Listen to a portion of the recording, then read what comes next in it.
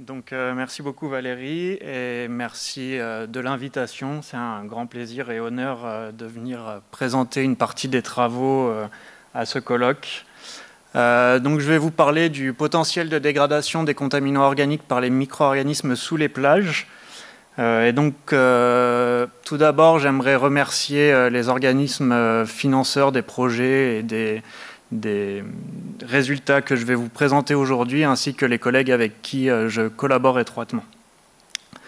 Donc un petit rappel, une grande généralité, en fait la majorité de l'eau sur Terre est de l'eau salée. Seule une faible fraction est constituée par l'eau douce. Les chiffres peuvent être différents selon les sources, mais les grandes tendances sont là. Et la plupart de cette eau, en fait, est retrouvée dans les glaciers et les banquises. Une très faible proportion est retrouvée dans les eaux de surface et le restant est situé dans les eaux souterraines.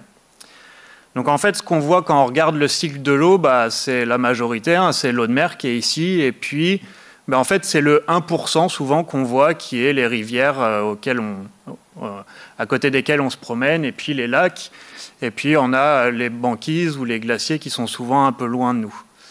Et en fait, maintenant ce qui m'intéresse, moi, c'est l'eau douce liquide qui est représentée en fait par l'eau souterraine. On retrouve 99% de l'eau douce sous sa forme liquide dans les eaux souterraines.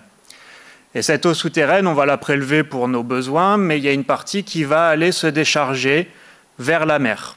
Et donc ce phénomène de décharge souterraine, qui s'appelle en anglais Submarine Groundwater Discharge, donc on traduirait par décharge sous-marine d'eau souterraine, en fait, ça va être tous les flux d'eau qui vont arriver et qui vont se dérouler dans cet espace.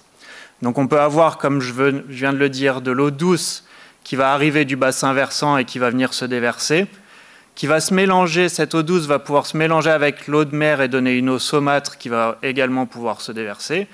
Et puis, par différents mécanismes, on va avoir de l'eau de mer qui va recirculer dans les sédiments, s'enrichir parfois en nutriments et en toute autre chose, puis revenir dans l'océan. Donc ces SGD se déroulent dans différents milieux côtiers, par exemple dans les zones karstiques, au niveau des calanques, dans les mangroves, on n'en a pas trop par ici, mais dans les mangroves également, dans les lagunes, comme Pascal en a parlé, et également dans les plages sableuses dont on a eu un exposé avec Raphaël hier. Tous ces milieux, en fait, quand on s'intéresse à la mer Méditerranée, on se rend compte qu'on a 46 000 km de traits de côte dans le pourtour méditerranéen et donc un potentiel pour avoir des SGD tout au long de ce pourtour qui est énorme. Et depuis maintenant 25 années, un petit peu plus, il y a le terme d'estuaire souterrain qui a été défini par William Moore qui désigne en fait les zones où ces eaux de mer et ces eaux douces vont se mélanger. Et donc c'est cet environnement-là qu'on appelle estuaire souterrain, auquel je m'intéresse plus particulièrement. Ces SGD, elles ne sont pas faciles à identifier, mais on a quand même quelques moyens de le faire qui sont présentés ici. Donc c'est une carte des calanques de Marseille, donc c'est une étude qui a été faite en 2017.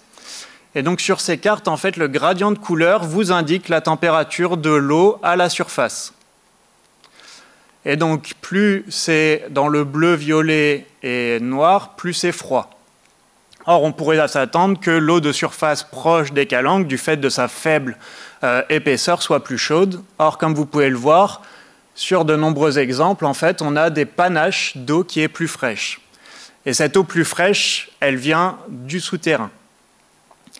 Alors c'est assez marrant parce qu'on peut aussi identifier là où il y a des sorties de stations d'épuration avec la température. Et si on zoome sur la calanque de Portmew, dont je vous ai agrandi les images ici, on peut voir cette température et on peut voir que proche du début de la calanque, si on peut l'appeler ainsi, on a des eaux plus fraîches. Dans cette zone, on n'a aucune entrée d'eau douce et donc une température qui est plus élevée. Et là, de nouveau, un panache plus important. D'autres indicateurs nous permettent d'étudier ces SGD, à savoir la salinité. Quand on a de l'eau douce qui arrive, on a une salinité qui est plus faible dans notre environnement, dans notre milieu côtier. Et puis un autre moyen, c'est également d'aller étudier les isotopes du radium dont la décroissance va nous indiquer un enrichissement en fait en eau douce, un passage de l'eau douce vers de l'eau salée. Alors ces SGD, bien qu'ils soient mal connus, en fait depuis une dizaine d'années, il y a des publications scientifiques qui ont démontré qu'elles étaient importantes et que la quantité de nutriments qu'elles pouvaient apporter au milieu côtier en fait est supérieure aux nutriments qui sont apportés par les rivières.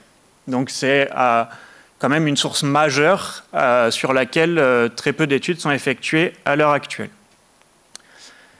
Ces SGD et les eaux côtières qui en découlent en fait subissent comme l'ensemble de la planète le dérèglement climatique et on va avoir des effets liés au niveau du montée de la mer, les intrusions d'eau salée, les sécheresses qui vont diminuer la quantité d'eau douce qui va arriver dans ces SGD.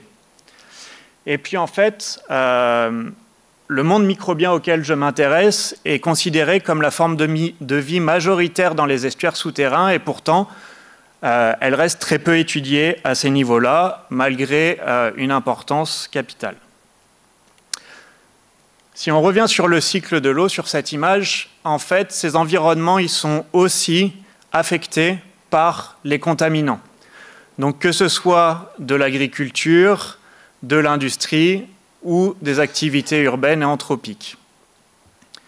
Et donc tous ces contaminants qui vont pouvoir se retrouver par lessivage directement dans l'océan ou alors par des infiltrations se retrouver directement dans l'eau souterraine, vont aussi subir les mêmes phénomènes de flux et avoir une recirculation à ce niveau-là qui est très peu décrite à l'heure actuelle. Alors ces contaminants, ils peuvent être de beaucoup de natures différentes. Les microplastiques dont on a entendu parler ce matin avec Jean-François, les hydrocarbures, les PFAS, les phytosanitaires, pesticides, etc. Et moi, je m'intéresse plus particulièrement à une classe qui est dénommée produits pharmaceutiques et de soins personnels, ou PPCP en anglais, l'acronyme, qui comprend en fait les médicaments, tous les médicaments qu'on a, et les filtres UV. Alors, pourquoi on s'intéresse aux filtres UV? En fait, c'est une histoire de vacances d'été, c'est une histoire d'amour. En fait, elle commence en 1936, quand les congés payés sont promulgués. Et la même année, par une coïncidence bien étrange, on a Eugène Schuller, qui est le fondateur de L'Oréal, qui va sortir son ambre solaire avec la première molécule considérée comme filtre UV. Et donc de là, on a un physicien autrichien, il me semble, et un chimiste allemand qui ont travaillé à la suite l'un de l'autre sur le développement de l'indice de protection solaire dont je pense que vous êtes tous familiers avec les gros chiffres qui sont sur toutes les crèmes solaires qu'on achète. Et à l'heure actuelle, en 2024, les recommandations de l'Organisation mondiale de la santé sont d'étaler 3 à 4 cuillères à soupe bombées pour le corps entier pour se protéger à la hauteur du FPS toutes les 2 heures. Alors 3 à 4 cuillères à soupe, ça fait on va dire environ 15 grammes. Il y a des études qui ont démontré qu'en fait, à l'heure actuelle, on met à peu près un quart de ce qu'on devrait mettre pour être protégé. Donc on est loin on met plutôt 1 cuillère à soupe généralement de crème solaire. Et parmi les filtres UV, en fait, je vous ai mis un exemple ici, je vous épargne le nom chimie, qui est appelé octocrylène, qui est retrouvé dans la plupart des crèmes solaires basées sur des filtres UV organiques. Je reviendrai un petit peu sur l'octocrylène par la suite. Alors, dans ce contexte, on s'intéresse à étudier la variabilité spatio-temporelle et les impacts écologiques des estuaires souterrains et plus particulièrement du monde microbien sur les écosystèmes. Et est-ce qu'il pourrait agir comme un filtre en fait, entre ce qui se passe sur Terre et ce qui se passe sur la côte puis dans la mer. Donc pour ça, on essaye de comprendre de manière fondamentale le fonctionnement des estuaires souterrains. On va essayer de faire le lien entre l'utilisation des plages que nous on en fait en lien avec les filtres UV, les crèmes solaires, et la concentration qu'on retrouve effectivement sur les plages. Et enfin, le potentiel de biodégradation, donc pour potentiellement faire des solutions basées sur la nature, des contaminants organiques qu'on retrouve. Alors comme vous voyez, les questions elles sont quand même assez larges, et donc pour répondre à ces questions, on a tout un panel de disciplines qu'on essaye de fédérer et de faire travailler ensemble, ce qui n'est pas toujours facile, mais on essaye de notre mieux. Alors en passant de la géographie de l'environnement, du tourisme, à des chimies analytiques pour les composés organiques, à la biochimie et la mathématique pour tout ce qui est modèle et tout ce qui est hydrologie également, et puis l'écologie microbienne qui est plutôt ma spécialité. Alors je vais vous prendre l'exemple de 2 sites d'études sur lesquels on travaille actuellement dans le laboratoire et dans l'équipe, qui sont la plage des Catalans située vraiment en plein cœur de Marseille. Je ne sais pas s'il y en a quelques-uns d'entre vous qui connaissent Marseille, mais la plage elle est située à 200 mètres du Vieux-Port, donc vraiment plein cœur de Marseille. Donc elle est hautement urbanisée, sous influence de la ville. Et on a choisi cette plage parce qu'en fait, comme vous le voyez, elle est assez bien délimitée. Elle fait 50 mètres de large pour 100 mètres de long. Et à l'époque, en fait, il y avait uniquement 2 entrées. Une entrée ici, de ce côté-là, puis une autre entrée ici, ce qui nous a facilité les études de sciences humaines. Et puis une autre plage qui est la plage du Pèlerin, qui fait partie du parc national de Porquerolles, et qui est plutôt considérée comme une plage pristine du fait de son appartenance dans le parc national. Alors sur ces 2 plages, on a pu faire, en fait plus exactement, le thésard qui travaille sur cette plage a pu faire avec l'équipe 8 campagnes, donc on a un suivi temporel qui est assez conséquent, même si limité à une année courante. Et sur la plage des Catalans, du fait du financement qui a été relativement restreint, on n'a fait qu'une campagne en été, une campagne en hiver 2025. Et donc, comme vous pouvez le voir sur les images sur la droite, ça donne à peu près ça quand on fait des prélèvements. Donc ça, c'était sur la plage des Catalans, en milieu de matinée, si je me souviens bien. Et donc, on fait des trous, comme vous pouvez le voir là-bas au bout, dans lesquels on met un piézomètre, une pompe, et puis on va venir pomper l'eau et puis récupérer le sable qui est ici. Et le truc bleu que vous voyez partiellement ici, en fait, c'est une sonde qui nous donne différents paramètres physico-chimiques, la température, l'oxygénation, le pH, etc. Et puis on fait nos prélèvements d'eau, on les filtre selon des protocoles bien décrits, et puis après on analyse tout ça en chimie, en biologie, etc. Et le petit monsieur que vous voyez ici, en fait, on ne voit pas très bien, mais il a un petit calepin parce qu'il est en train de faire une enquête. Donc, en fait, quand on a fait nos prélèvements sur la plage des Catalans, on avait une collaboration avec des sciences humaines, et donc on a pu aller demander aux gens qui étaient là différentes questions. Qu'est-ce qu'ils faisaient là? Est-ce qu'ils venaient souvent? Quand est-ce qu'ils venaient? Est-ce qu'ils mettaient de la crème solaire? Combien de fois? Etc. Et donc, à partir de ça, on a pu faire quelques petites analyses. La première analyse, c'est de savoir est-ce que cette plage est très fréquentée. Bon, la réponse est plutôt oui, parce qu'on a eu 7000 entrées au cours de la journée, et puis au pic de fréquentation qui est entouré ici, là, entre 14h et 17h, il me semble, on s'est amusé à faire juste un petit rapport entre le nombre de personnes et puis la taille de la plage.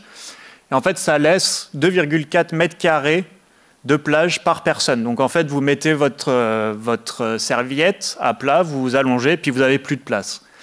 Bon, c'est un tout petit peu faussé parce qu'en fait, quand on va sur cette plage, on peut aller sur un petit sentier de randonnée, il y a une petite partie, donc tous les gens n'étaient pas sur la plage, mais c'est quand même assez marquant d'avoir ce chiffre-là. Et donc on peut voir que ce jour-là, on était le 28 août 2024, on a quand même beaucoup de monde qui est venu tout au cours de la journée avec une préférence pour l'après-midi, mine de rien. Et puis si on regarde, on a plus d'entrées que de sorties. Alors vous inquiétez pas, on ne les a pas emprisonnés sur la plage, hein. C'est juste que la plupart des gens sont restés sur la plage avec leur pizza ou leur glacière pour assister au coucher de soleil, qui a été assez agréable à voir. Et puis, comme je vous l'ai dit, on a fait des questionnaires.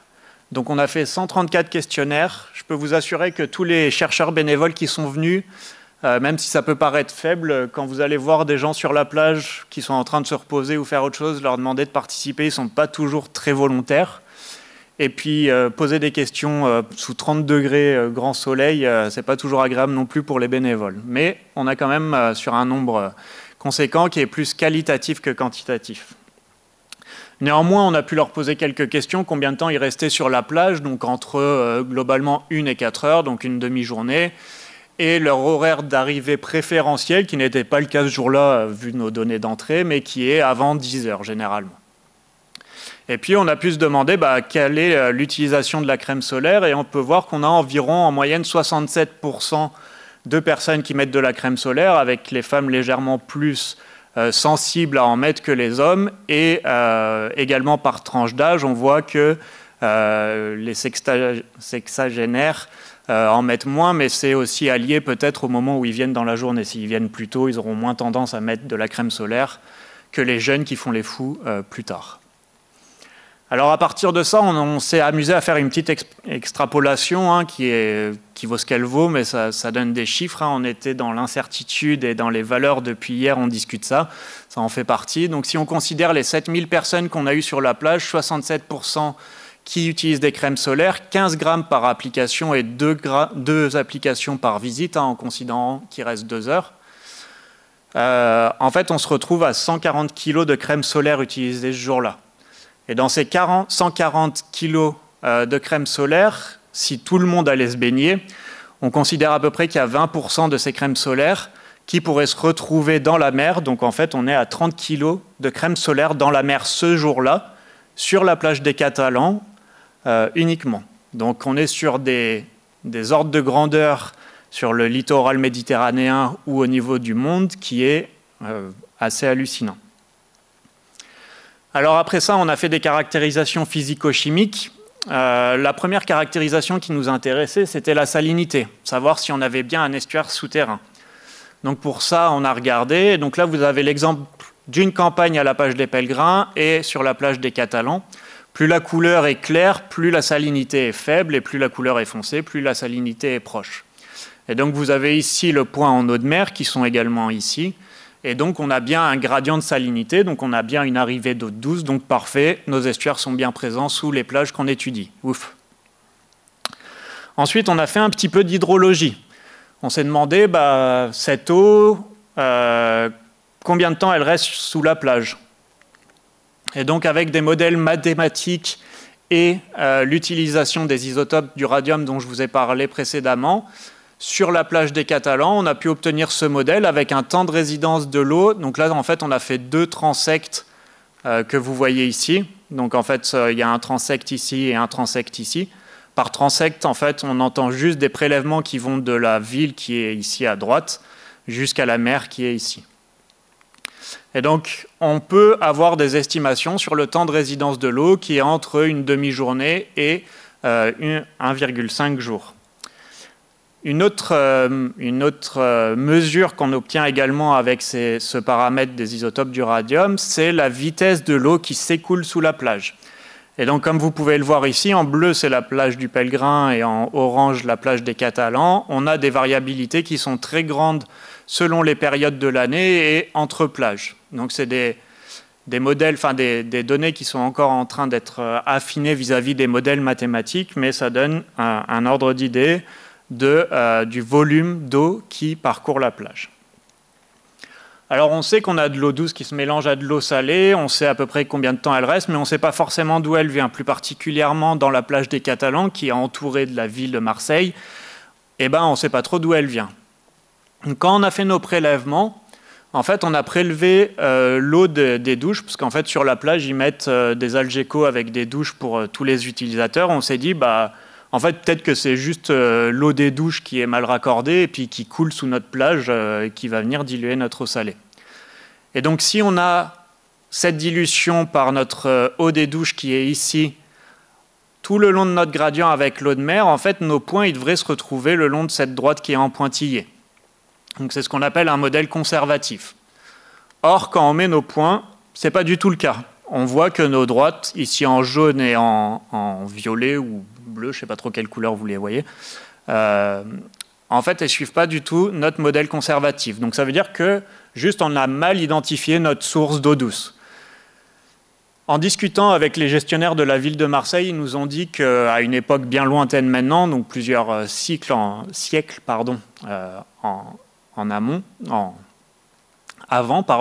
fait, il y avait des marécages dans cette zone-là qui ont ensuite été comblés et la ville a pris le dessus. Mais potentiellement, ça pourrait être des résurgences d'eau douce qui viennent se mélanger. Alors ça, c'est un petit peu notre hypothèse de travail à l'heure actuelle, mais il faut encore qu'on aille chercher quelles peuvent être les sources en allant voir s'il n'y a pas des puits qui restent dans les caves des habitations et essayer de prélever l'eau qu'on pourrait retrouver dans ces endroits. Donc ça, c'est un peu l'hypothèse, puisque quand on regarde d'autres... Ah, il y a un S qui a sauté, mais quand on regarde d'autres rivières ou fleuves, alors plus particulièrement rivières, parce qu'elle se rapproche des données qu'on a. En fait, la rivière de Sals, qui est proche d'ici, si je ne dis pas de bêtises, en fait, elle a une signature qui est de l'ordre de -7 isotope 18 de l'oxygène, et donc on peut supposer qu'on va avoir une source d'eau douce de type rivière ou autre qui va venir diluer, créer notre estuaire souterrain. Ensuite, on s'est demandé, bon, on ne sait pas exactement d'où vient l'eau, on va regarder la composition chimique parce qu'elle peut nous renseigner aussi. Et donc, on s'est intéressé à différents paramètres des nutriments, donc tels que les nitrates, les phosphates, les silicates, etc. Et donc là, je vais vous présenter uniquement ce qui est lié au cycle de l'azote, donc à savoir l'ammonium et les nitrates. Et donc, on peut voir qu'on a des points, donc plus c'est rouge, plus la concentration est élevée, plus c'est jaune, plus la concentration est faible. On est toujours sur la plage des Catalans. Et donc, on a des zones à des salinités intermédiaires où on a une quantité d'ammonium qui est plus élevée que dans le reste de nos prélèvements. Et puis, pour les nitrates, on voit que c'est les points qui sont un peu plus proches de la ville. Donc, ça pourrait nous indiquer que c'est plus riche. Qu'est-ce qui est plus riche quelle eau est plus riche en nutriments? On peut supposer, mais là, c'est à prendre avec des pincettes, qu'on connaît l'état des canalisations en France. Je vous laisse faire le lien de la potentielle provenance de ces nitrates. Et puis là, sur la droite, c'est une analyse que le doctorant a pu réaliser pour un peu caractériser les eaux interstitielles, c'est-à-dire les eaux qu'on retrouve sous la plage, et un peu savoir est-ce qu'elles sont toujours pareilles ou pas, est-ce qu'elles ont toujours la même composition. Et on voit qu'au cours des 8 campagnes qu'il a réalisées, on a une grande variabilité dans ces estuaires souterrains. Donc c'est quelque chose qui est très dynamique et qui va demander de plus amples prélèvements ou des campagnes répétées de manière plus fréquente pour essayer de extrapoler et de déterminer des tendances. Alors on arrive à la partie que je maîtrise le plus, c'est-à-dire tout ce qui va être en lien avec le monde microbien. Et donc la première question qu'on s'est posée sur le monde microbien, qui est censé être la forme de vie majeure dans ces estuaires souterrains, c'est est-ce qu'on en a et combien on en a? Surtout combien on en a. Donc ça, c'est réalisé par une méthode qui s'appelle la cytométrie en flux, qui nous permet de compter ce qu'on appelle les prokaryotes hétérotrophes. Donc, il s'agit en fait des bactéries qui vont être capables d'utiliser les nutriments dont je vous ai parlé précédemment comme source d'énergie. Et donc, ici, vous avez le nombre de cellules comptées par cytométrie en flux par ml, donc par millilitre, en fonction de la salinité. Et donc, vous pouvez voir ici qu'on a 4 groupes qui sont identifiés par des couleurs différentes. Donc, à basse salinité, à salinité intermédiaire, à haute salinité. Puis, on a un groupe qui est plus abondant, dont l'abondance est plus importante aux salinités intermédiaires. Donc, on a appelé ce groupe, on va dire, la zone de réactivité. Pourquoi zone de réactivité? Parce qu'il y a quelque chose qui stimule l'abondance de nos prokaryotes hétérotrophes à cet endroit, mais on ne sait pas forcément quoi. On a voulu déterminer dans chacun des groupes quels étaient les microbes qui étaient dominants, ou pas forcément dominants, mais qui étaient marqueurs de ces différents groupes. Donc c'est les résultats que vous avez ici. Donc on a pu identifier différents groupes, donc le code couleur reprend les groupes que vous aviez avant. Et donc, je vous épargne l'ensemble des noms qui sont ici parce que moi, ça m'intéresse, mais ils ne vont rien vous dire.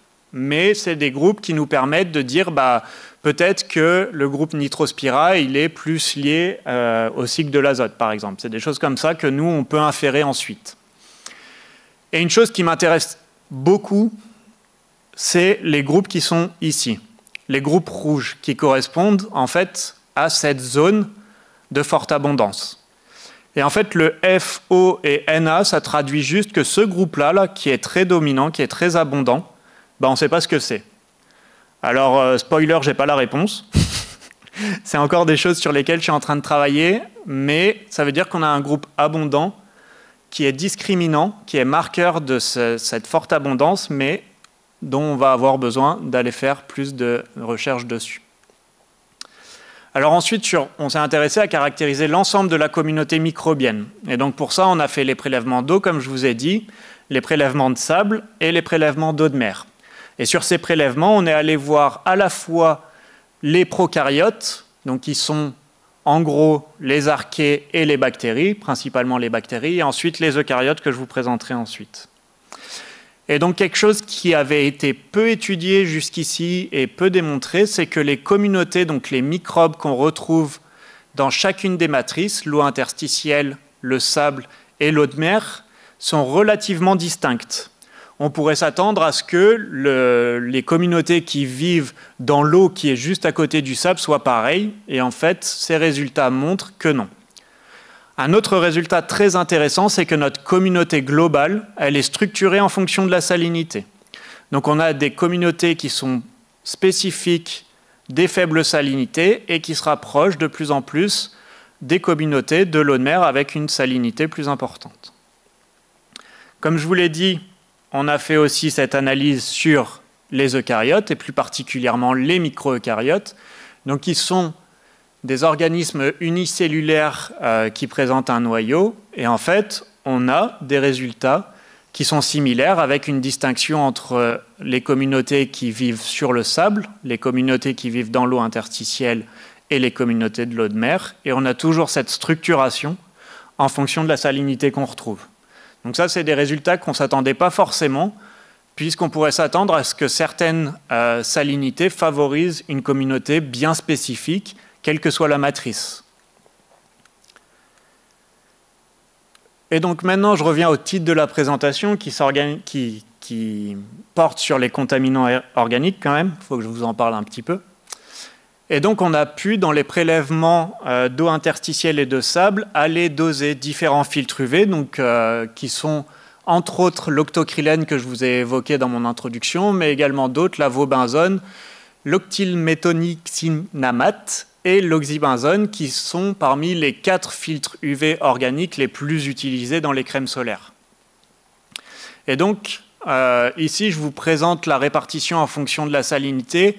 Notre hypothèse étant que ces filtres UV en fait, pourraient être retrouvés de manière préférentielle du côté eau de mer, puisqu'on peut imaginer qu'ils vont être lessivés quand les baigneurs ou quand les gens vont aller dans l'eau de mer, et être de manière moins importante dans les eaux douces qu'on retrouve en amont ou plus proche de la ville. Alors, on a des tendances qui sont différentes selon les filtres UV auxquels on s'intéresse. Dans le cas de l'octocrylène, par exemple, en fait, on se rend compte qu'on n'a pas forcément ce lien. Et comme vous voyez par la forme des symboles, donc les triangles représentent notre campagne en hiver et les ronds notre campagne en été, en fait, on a plus d'octocrylène en hiver, là où on a une utilisation des crèmes solaires qui est moindre, là où on en retrouve moins en été. Et de manière haute, si on regarde un autre filtre UV qui est l'avobenzone, on n'a pas du tout la même tendance. On voit qu'on a plus d'avobenzone dans les points proches de la mer, donc à forte salinité, et on en a plus en été ici qu'en hiver. Et donc ça peut être expliqué par le comportement des molécules, donc le comportement chimique, qui vont être des molécules relativement hydrophobes, qui vont préférer se mettre sur les particules, sur les sédiments. Et donc c'est une question qui nous reste encore à étudier, puisque les analyses de sable qu'on a prélevées pour ces filtres UV sont en cours. Et donc, fort de ça, on s'est dit, ok, on en retrouve dans l'environnement à des concentrations qui sont équivalentes à d'autres publications à d'autres endroits à travers le monde, entre autres les publications qui sont faites ici à Banyuls. Mais est-ce qu'on a des micro-organismes qui sont capables de les dégrader, ces filtres UV? Parce que ce serait quand même pas mal pour nous aider. Donc pour ça, on a fait d'autres prélèvements, des prélèvements à basse salinité, des prélèvements à haute salinité, et puis de l'eau de mer, en se disant peut-être que les communautés, comme je vous l'ai présenté, qui sont différentes entre les faibles salinités et les fortes salinités dans l'eau interstitielle, vont avoir des comportements différents. Et donc, on a prélevé ces eaux, on a ajouté les contaminants organiques. Donc, dans le cadre des filtres UV, on a pris l'octocrylène comme molécule modèle. Et puis, on a fait au printemps une autre incubation, donc une autre expérience au laboratoire sur certains PPCP, donc à savoir 2 antibiotiques et un antidépresseur, en se disant bah, c'est aussi des molécules qu'on va pouvoir retrouver dans ces environnements. Et donc, on a mis tout ça dans des petites bouteilles, ambrées pour les protéger de la lumière, parce que c'est un filtre UV, du coup, il se dégrade avec la lumière. Et puis, on les a incubés à la température qui était mesurée au moment de nos prélèvements. Et donc, à l'heure actuelle, j'ai uniquement des résultats d'abondance par cytométrie en flux, comme je vous ai présenté précédemment. Donc, en fait, on a juste la quantité de micro-organismes de prokaryotes hétérotrophes qu'on retrouve dans nos bouteilles, mais on voit qu'on a déjà des tendances. Les couleurs claires et foncées, en fait, correspondent à une condition sur les 2 schémas, et chaque couleur correspond à un milieu, donc soit faible salinité, forte salinité, ou alors l'eau de mer. Donc, comme vous pouvez le voir sur ces graphiques, en fait, on n'a pas de grosse tendance entre nos couleurs, claires et foncées, en fait. Donc, on n'a pas de différence quand on rajoute de l'octocrylène aux concentrations qu'on a utilisées, hein, que ce soit pour l'eau de mer ou que ce soit pour l'eau interstitielle. Et donc, c'est la même tendance qu'on voit ici. On n'a pas de différence pour les PPCP entre les clairs et les foncés, donc entre notre contrôle et nos conditions spikées. Cependant, on voit qu'on a des petits comportements quand on ferme nos bouteilles, où en fait, sur les premiers jours, on a un développement de nos microbes. Donc ça, c'est des choses qu'on doit encore corréler avec les nutriments qu'on a aussi mesurés, les nitrates, les phosphates, etc. Donc c'est également des analyses qui sont en cours. Et sur ces éléments, on s'est dit, OK, donc l'abondance, elle ne varie pas au cours du temps, ou pas énormément, elle ne varie pas entre nos conditions. Mais ça, c'est uniquement de la quantité de microbes. Mais peut-être que les microbes qui constituent cette communauté, bah, c'est peut-être pas les mêmes. Donc on a fait des prélèvements et on a fait les analyses que je vous ai montrées précédemment de communautés qui sont en cours. Et donc on espère, ou en tout cas, on va aller chercher à savoir s'il y a des différences dans les microbes qui constituent ces communautés-là entre le contrôle et les conditions où on a ajouté nos molécules. Alors avec tout ça, je vais conclure sur ma présentation en disant qu'on est dans l'attente des dosages de filtres UV sur le sable parce qu'ils peuvent constituer des potentiels. Notre hypothèse actuelle, c'est que ça va être des réservoirs à ces molécules qui vont venir se fixer sur le sable et potentiellement être libérées tout au long de l'année. De faire, comme je viens de vous l'indiquer, le lien avec les variables environnementales et nos communautés microbiennes au niveau de l'ensemble des nutriments, des filtres UV, des composés organiques. Et puis, potentiellement, on aimerait, dans les projets futurs, étendre à d'autres plages du pourtour méditerranéen. Donc, on a soumis des projets avec des collègues espagnols et italiens pour aller voir un peu ce qui se passe sur leurs plages. Et je voulais juste, on en a parlé avant dans les questions, mais souligner l'initiative qui a été prise dans le parc naturel marin du Golfe du Lion l'année dernière, et l'OFB, avec la mise à disposition dans les clubs de kayak des des t-shirts anti-UV pour justement sensibiliser à l'utilisation des crèmes solaires. Et donc ça a été évoqué aussi hier dans un poster, qu'en fait il y a certains États, entre autres Hawaï et certains pays, qui ont déjà interdit l'utilisation de certains filtres UV sur leurs plages face aux impacts qui ont été démontrés plus particulièrement sur les macro-organismes et sur les coraux. Et sur le potentiel de dégradation, on va encore réaliser d'autres expériences, cette fois-ci en prenant en compte les sédiments, parce que les expériences que je vous ai démontrées, elles utilisaient uniquement l'eau interstitielle à cause de soucis techniques et de simplification des premières études, mais on veut aller vers des études avec les sédiments et des études avec un flux d'eau qui va venir modifier potentiellement ces sédiments. Et puis mimer du coup le changement climatique avec potentiellement des intrusions d'eau salée et une salinité qui va augmenter dans ces estuaires souterrains. Et puis, dans l'absolu, on aimerait étendre à d'autres composés et aller chercher aussi potentiellement les produits de dégradation. Parce que dans le cadre, par exemple, de certains pesticides, on sait que les produits de dégradation vont être plus toxiques que les produits mères. Et puis, ce qui m'intéresse moi plus particulièrement, c'est essayer d'aller vers des études de protéomique et de transcriptomique, qui sont des études au niveau cellulaire, pour comprendre comment les micro-organismes sont capables de faire ces dégradations de composés organiques. Et avec ça, j'aimerais remercier l'ensemble des personnes avec qui je travaille, l'ensemble des volontaires qui sont venus nous aider sur le terrain au cours des campagnes. Et puis, merci à vous de votre attention.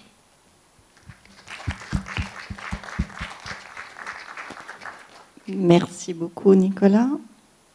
Est-ce que vous avez des questions? Alors bon, on va voir ta petite patte avec